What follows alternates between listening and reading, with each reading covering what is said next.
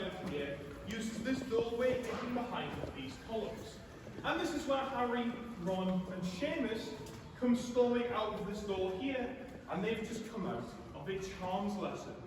Now in this charms lesson, they're learning the very famous levitation spell, Wingardium Leviosa.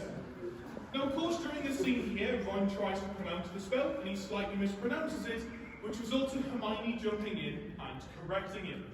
But this leaves Ron absolutely furious. So after the lesson, he comes storming out this door, and he's ranting and raving to Harry and Seamus about all things to do with Hermione.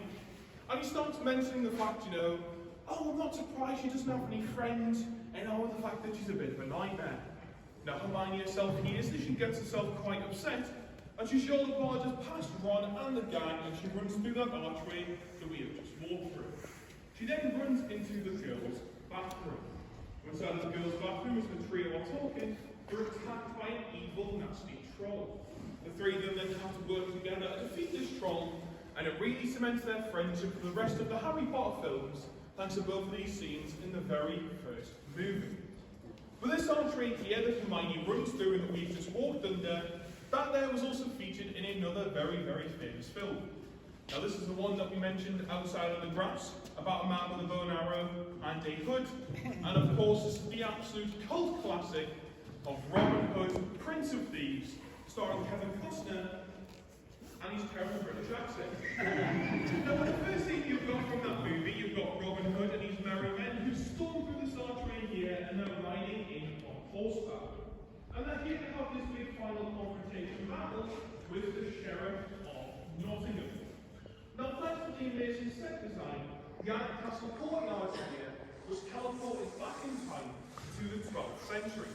So this Italian Renaissance-like site here had to be hidden for the scene. There were stalls, stables, an armoury, clumps of hay and muck throughout this entire area here to truly make the Alnwick Castle look as if it's just become this dirty, grubby 12th century courtyard.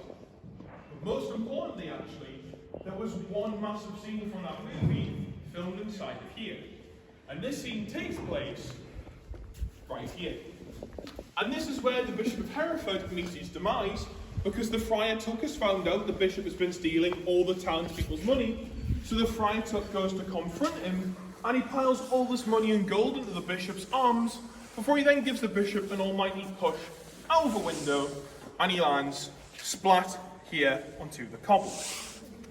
Now what makes this scene as strange as it is, you'd assume, well, if he lands here, surely he's pushed out of a window directly above him.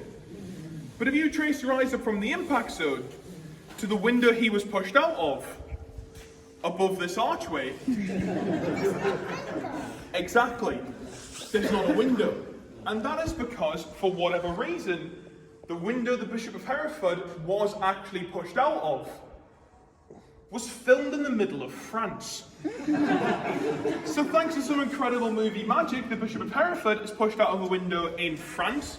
He's then managed to cross the English Channel, and then he's been flung about 600 miles from Dover to Alnwick, falling from the heavens and splatting himself right here inside of the Alnwick Castle. Which is truly an incredible push from the Friar Tuck. But the most important thing it goes to show you is just how amazing movie making can in fact actually be.